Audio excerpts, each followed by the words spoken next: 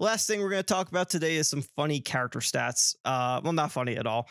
We're just going to talk about character stats. It's stuff that I've been collecting for over the years, and I want to talk about last season of Ultimate as well as 2024 Melee. I posted these graphics out on Twitter a while back. You can find them if you just scroll through my Twitter feed pretty easily. I just want to kind of talk about the meta and where things are going. I will have a much bigger video on my main channel in about like 2024 as a whole and how much the meta has changed, but just want to talk about last season because I think it's kind of interesting things that have changed. So, in the 2024.2 season of Ultimate, uh, these are numbers comparing to 2024.1. I feel like the biggest thing you can see that has changed in this meta is that a lot of characters who have really good advantage state have really risen up in the ranks in terms of who is the best in the scene. I mean, not the best, but like who are the characters who are like actually consistently finding results from either like multiple player. Well, it's definitely multiple players across the board. And yeah, Falco, Luigi are two really big prominent characters showing up more and more in the results. But even like this is the first season I think Game and Watch has appeared in the top 10 ever. And that's pretty big because that is a character that a lot of people think is really strong. And it's finally showing up in terms of just either the player base or people picking him up more as a secondary, but another character that's just really good at holding opponents' advantage state. Some other shocking things this season were Palutena. Well, not shocking, but like I feel like this is inevitability, but Palutena finally falling out of the top 10 for the first time ever. The character's just not really keeping up with the current meta at all, which is a bit of a shame considering it's like I feel like the last relic of the really early initial meta of the game from that early 2019. But yeah, the character's just not really finding those results anymore, and there's very few players who are pushing that character to be there. Yeah, the big ones to talk about is like one is Brawler. Brawler, he's here now. He's a character you gotta actually respect and be ready to fight. And I feel like it's been a long time. Well, not a long time, but I feel like this past year it's been like a slow rise of brawlers showing up. Both as secondaries and the first as secondaries, but now like as actual dedicated players, and it's a matchup you gotta know. Another big rise this season was Ice Climbers, which was really interesting. I think that's more so because of Japan's presence in the meta more than anything else. And Sora's funny because Sora's like, oh my god, Sora saw such a big increase, but it was more so that Sora kind of disappeared last season. He's been in this over 1% like lower threshold for a while. And then just for some odd reason last season, no Soras really existed. Kind of just decided to come back this season. I don't know what happened there. So Sora's rise isn't like a meta shifting thing. It's just more of a just this weird blip of not existing. Luigi's not meta. Luigi's not meta. I'm sorry. Luigi's now meta. There's 3 in the top 50. There's nothing you can do. This character's here to stay. Basically without Kamei too. Yeah, that's a big one. Kamei's not been active, so like the Sora player base has really picked it up too. I think the most interesting rise though, out of everyone shown here, is definitely Sonic. Because Sonic as a character for a while has been the character who is top, like it's considered like a top 5 no matter what character who you probably ask.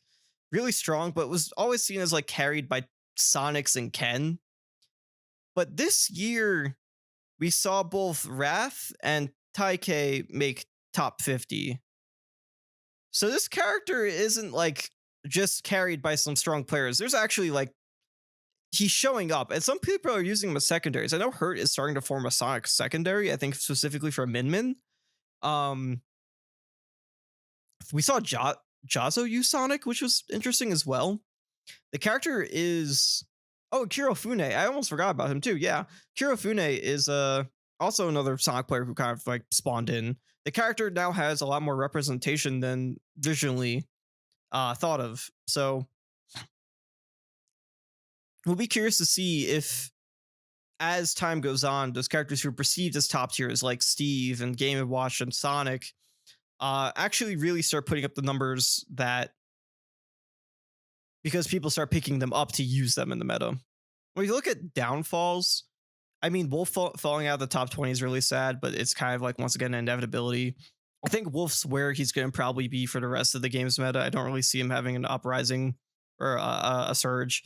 Samus is interesting because it's kind of not really a like fall off in terms of the character doing worse. It's a fall off because characters are like just the main players aren't as active. Siski didn't really enter as many events the second half of the year, and Yara went on break.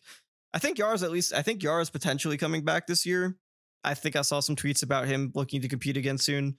So like the character will probably see an upswing again in results, but right now I think it's just like a lull of player base. Olmar going down is interesting. It's not that big of a drop, but you'd think with like Shuton and Uame's success and like also Candle coming up this past season, you'd think Olmar would be better.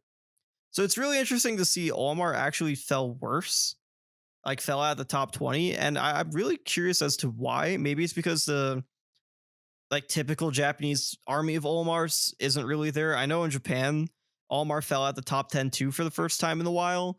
So that's probably it. The character's just not achieving the same results. And then Wario falling off is just sad. It's also another one of those like early 2019 meta characters that's just not keeping up with the meta anymore nowadays. You still have players like Luto and Crepe who are doing pretty well with the character, and Shuto occasionally and Loaf occasionally will also pop off. But for the most part, the character is kind of just not really what he used to be. Those are the characters mainly that you see who are going to be rising and falling. But there's some characters who are also came really close that we kind of want to talk about. Like Rosa without the buzz coming close, because the buzz didn't really enter anything after Supernova is pretty big. Zero Suit is also slowly on the return as well, with Mars kind of coming back and help piloting the character, even if it's not that frequent. Pikachu kind of just missing as well. And Pikachu's kind of been a character that's been usually more in the middle of that like 0 to 1% area. So I think Pikachu, like Shiny Mark, has definitely influenced a new era of Pikachu potentially coming through. Because the character is definitely seeing a little more results across the world. And then, funny enough, the character that I think had one of the most interesting rises this season uh, was Isabelle. Actually, you know what? I'm realizing I have a separate image for this that I completely forgot about.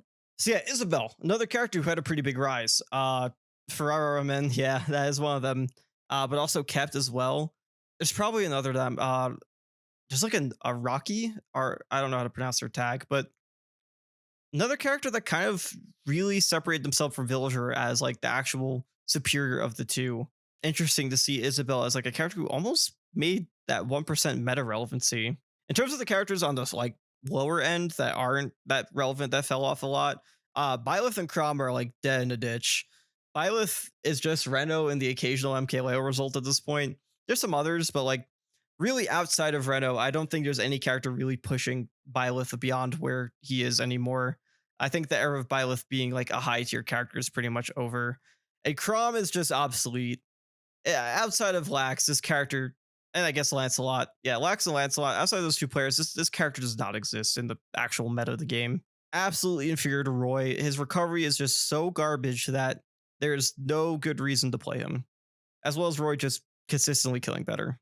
Rosesu playing Ike now makes my Byleth heart so sad. Yeah, Rosesu being like almost like a solo Ike nowadays is very interesting. I don't really understand it, but good for him, I guess. Then of course you see Mad Knight on the rise because of Leo's usage, and other characters like Sephiroth finally kind of falling off as a lot of players drop him or just aren't really the players who use him aren't really around. Toon Link kind of having a slower season again, as I think it's like just been level 1. Sheik also disappearing. Mainly I think WebJP didn't enter a lot of events. AIM's not really around anymore. So it was really just Rox kind of holding this character's meta on his shoulders. But I also want to like kind of talk about the percentage increase.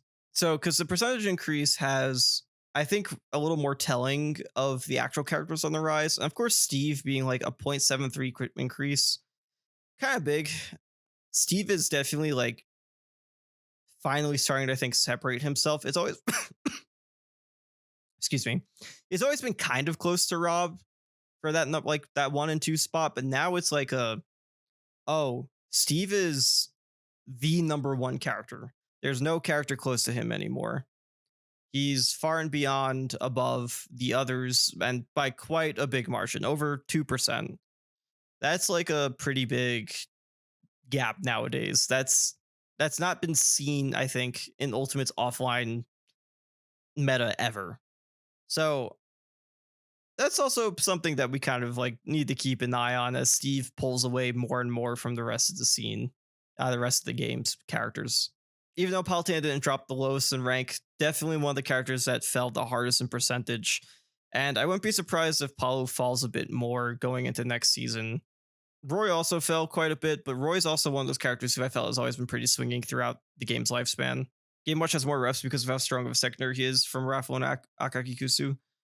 Yeah, I mean, yeah, he's finally finding more secondary usage, which is pretty big for him. But yeah, that is Ultimate's changes from the 2 seasons throughout the year. And it's definitely really interesting to see just how much the meta can fluctuate sometimes over a period of time.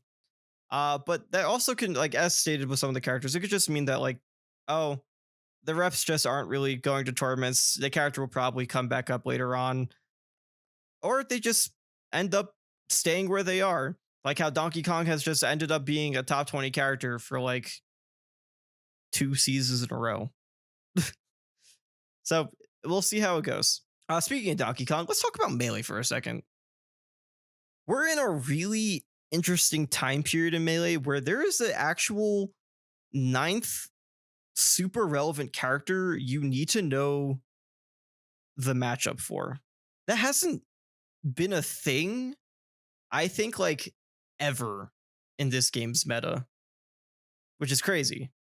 Because, like, to think of the last time a real true character felt like a person that belonged after like the big eight of the game, after the Ices.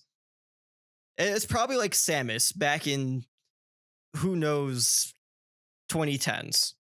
And then Samus saw a big drop off in the meta, currently outside the top 10. It's interesting to see this shift. Yeah, so there's Donkey Kong now, a character who I don't even know if there's been one who's broke over 2% in a long time that hasn't been any of the player characters above. And you can see those characters haven't shifted. Falco minus one's supposed to be 0. That's just a graphic error. Donkey Kong's a legit character in this game. And he's just going to remain now as like the next character in line. Even if he hasn't won a major yet, he's just a character that has more top 100 reps than any of the ones below. And you just need to know him. On the lower end of the spectrum, it is a bit sad to see Dr. Mario fell out from 1%. He kind of just stopped existing. Some of those players, I feel like, just didn't enter that much this season. I feel like I didn't really see a lot from like Franz or Q. I know those are two of the big players for that character, so I'm not sure entirely what's going on, but just kind of stopped existing. And of course, you see Link on the rise, but that's I think, literally all Aklo. I don't think there's another Link who contributed results at all. And the bottom tiers don't really matter as much because, like, those characters after the 0% are all one result, and Zelda's just 2 results. Other than that, it's just Game Watch that has a couple. But for the most part, Melee's meta has been pretty much the same, aside of the big shift that's Donkey Kong. And it's really curious to see how Donkey Kong develops as a character as time goes on, because this just is unprecedented for the game. It's been those eight top tiers, or 8 top and high tiers. And now there's a potential new character that could be thrown in here. DK might not be a mid tier, but we'll see how it goes. Oh, that actually, I almost forgot. Yeah, Ganondorf. Completely dead in a ditch. This character stopped existing entirely. He wasn't 1% last year either, but like Ganondorf used to be like a legitimate threatening character back in the 2010s of the game. Pretty like consistently solid mid tier. And nowadays, I feel like Ganon stopped existing. Obviously, there's reasons around that, but outside of that, outside of like Prometheus, I don't know of any other Ganon player who's putting up results with this character. That is the character stats in 2024 for both Melee and Ultimate. Super interesting to see how things shift around going into next year. We'll have to see. And as I said, I'll have a full year 2024 old video on the main channel on Easy Freezy.